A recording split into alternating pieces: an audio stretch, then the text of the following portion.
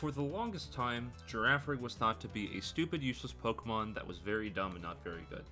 If we look at Gold and Silver, all it was used for, Baton Pass and Agility. And that's been banned. It's not very useful. If we go to Ruby and Sapphire, first thing it says, Girafarig is horrible. Horrible. Terrible. Girafarig is very bad. New players ought to avoid using Girafarig at all costs. Black and White. One-trick pony. It cannot perform most roles without being outclassed. Go to X and Y. Highly outclassed. Sun and Moon. Overall, very mediocre choice. Sword and Shield didn't even have a strategy. And then we get to Scarlet and Violet, and then suddenly, everybody loses their minds. What changed? What made Girafarig into an S-rank Pokemon in Scarlet and Violet?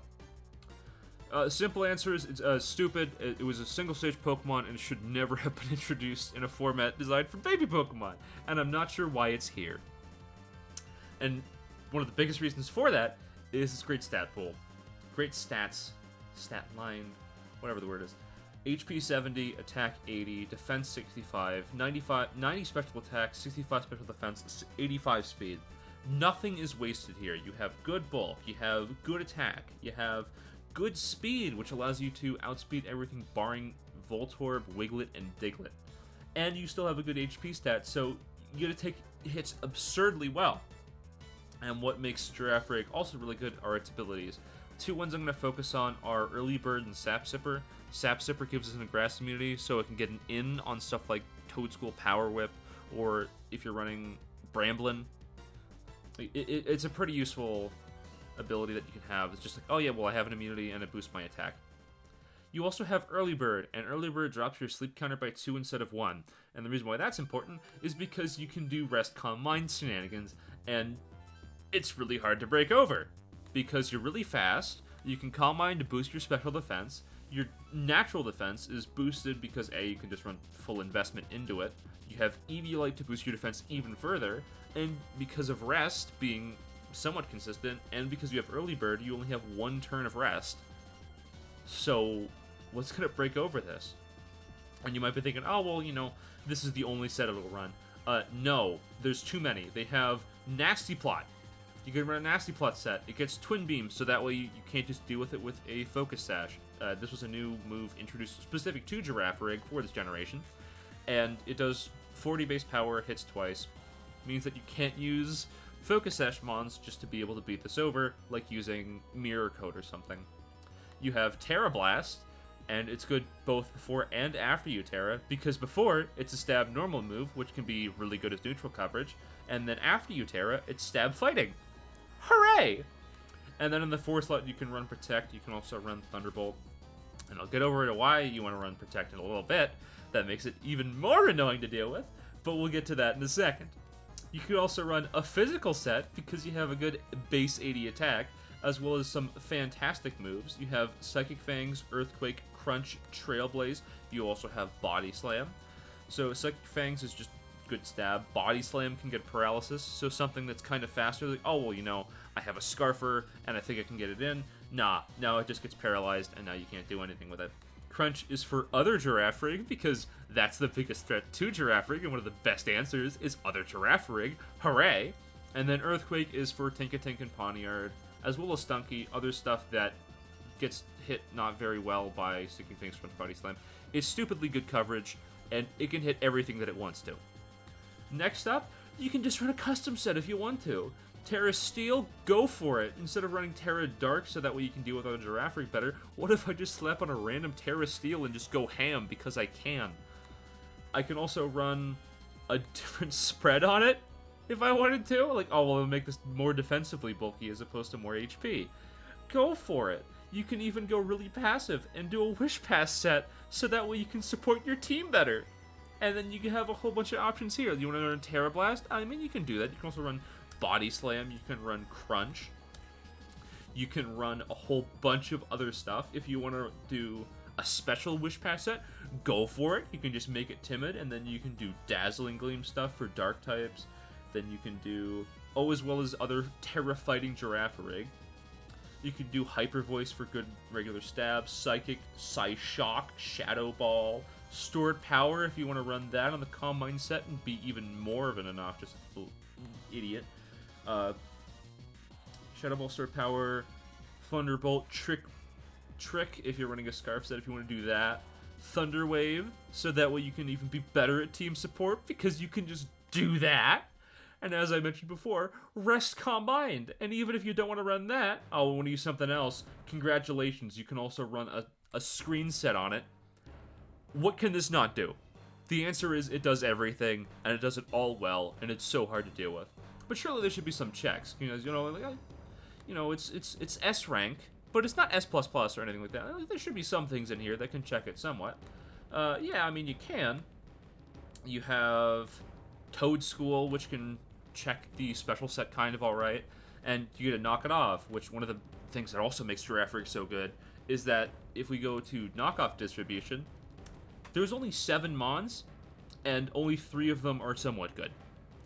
And the issue with that is that there's not a lot of knockoff flying around, so it's really, really low that your opponent is just going to be able to knock off your Girafarig and make it less bulky because you remove the Eviolite, which boosts your defense and special defense. So hooray there. And Toadstool can do pretty alright versus the special set, and then you can do Power Whip if you're hoping for Calm Mind, Rest, or you can run Spore. What makes Spore important is that regardless of Sap Sipper, you still go through it with Mycelium Might because it ignores abilities. But then the issue is that it's a double-edged sword.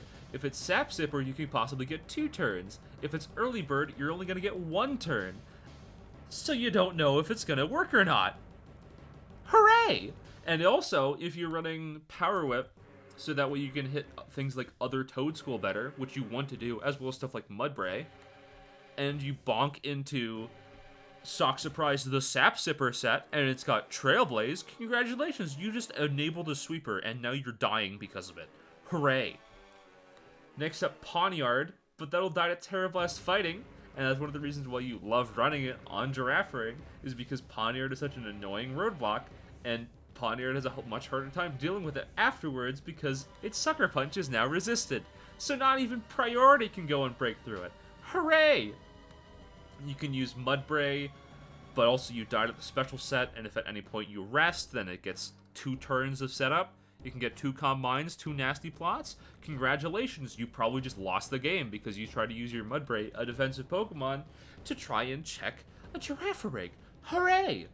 Stunky is kind of forgotten about, but it's surprisingly good as a check because it walls the special set pretty well, all things considered.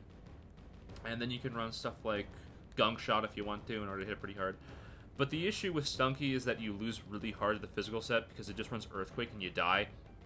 But having Crunch and Sucker Punch, both really good into Girafarig, doesn't let it in. But the issue is that it's just very hard to fit, and the Sucker Punch and all that stuff just is very useless if your opponent's just like, oh, well, on my physical Girafarig set, I'm just going to run Terra-type Dark so that way I'm not weak to Sucker Punch. So there's that. So you just lose anyway. And then you think, oh, well, what about Nimble? Nimble's really cool because it has First Impression. Well, you know how I mentioned before that on the Nasty Plot set, Thunderbolt is optional, and you can instead run Protect. That's why you can run Protect on any of these, especially Whispass, because you like it. And then Nimble becomes so much worse versus you, and because it's lackluster stats, it can really easily die. So hooray!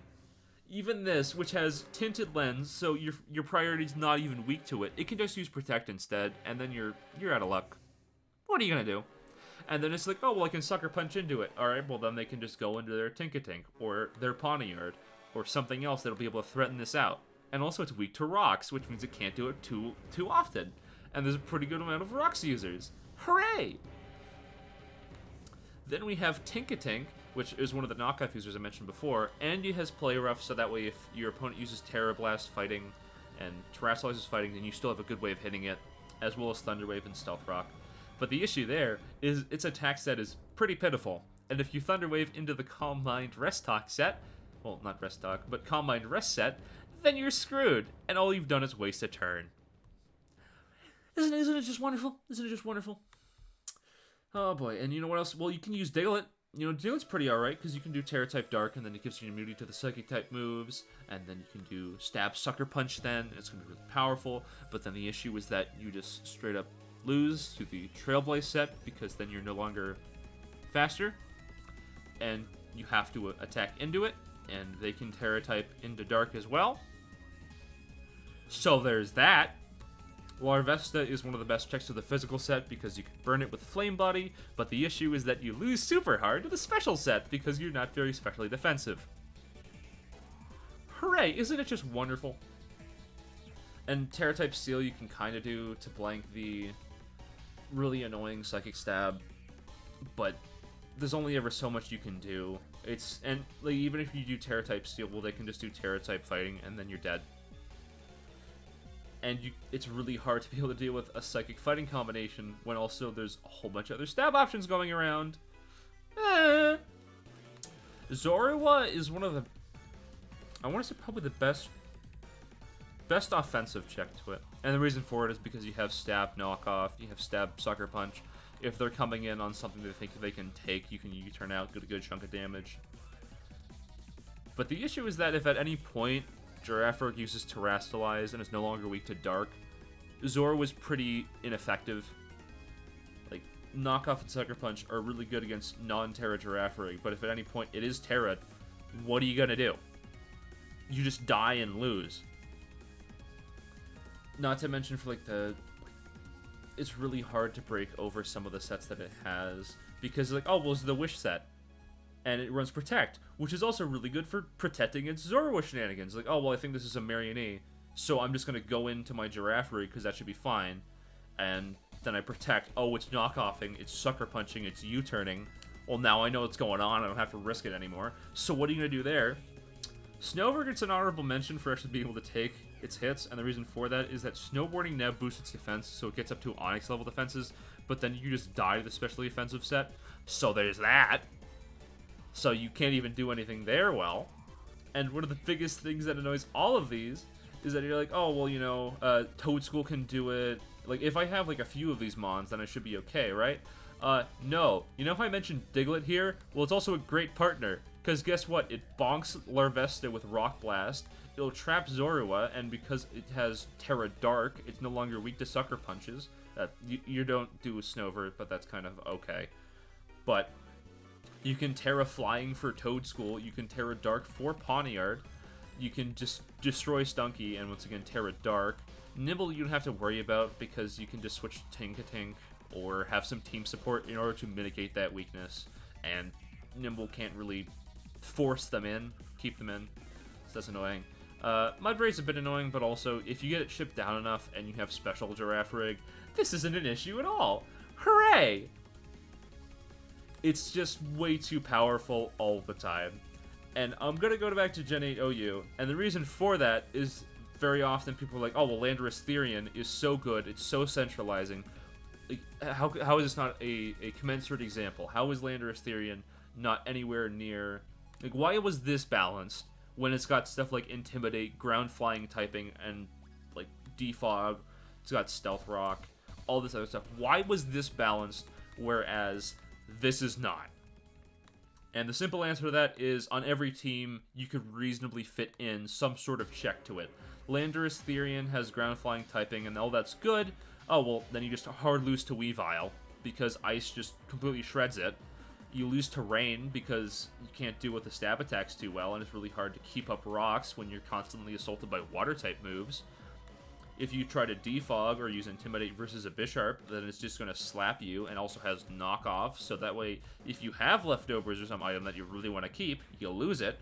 You have Dragapult, which is the fastest mon on the tier that can hit it with a strong Hydro Pump, as well as being able to wall it with Corviknight, among other things. There are a whole bunch of checks to Landorus Therian, despite the fact that it's the best Pokemon in the meta and does a lot of things that you want it to do.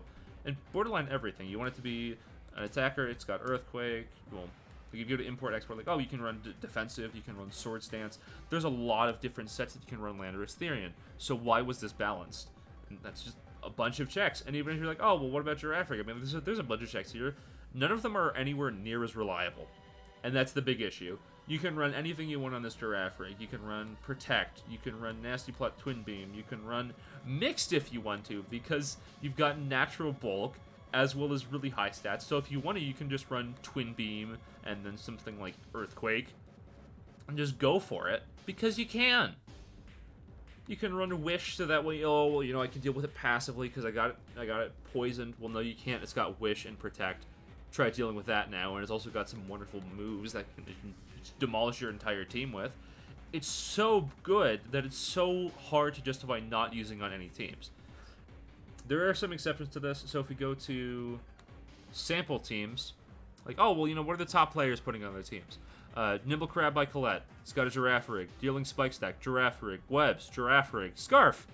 Girafarig. Snow for Quacks. Girafarig. And the only one of these 6 teams that doesn't have it is Rain, which is a hyper offense archetype that doesn't want to run Girafarig.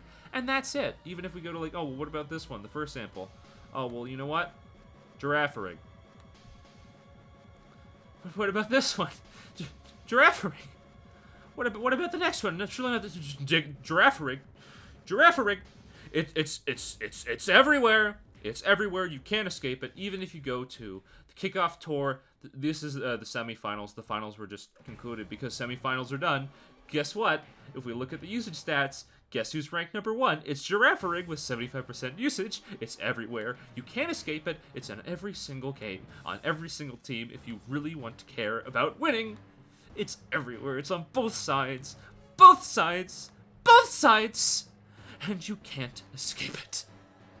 And there's even more stuff that I haven't even mentioned that's really good partners for Girafarig because of how good it is. Like, oh, I'm worried about Nimble. I'm worried about all this other stuff. Well, I can just run Glimmet. It deals with Nimble so well. I could run Grievard so that we can also deal with that, all this sorts of stuff. And it just makes Girafarig so unbeatable and so unhealthy. I'm hoping that this Mon gets banned, but somehow it had the glow up of being like horrible, so many terrible things about it. Avoid using Girafarig at all costs if you're a new player. Black and White. One-trick pony. Outclassed. Like, all of this is exceedingly negative. Exceedingly, highly outclassed. Mediocre. And then in just one generation, it's become the tier king, and nobody can dispute it.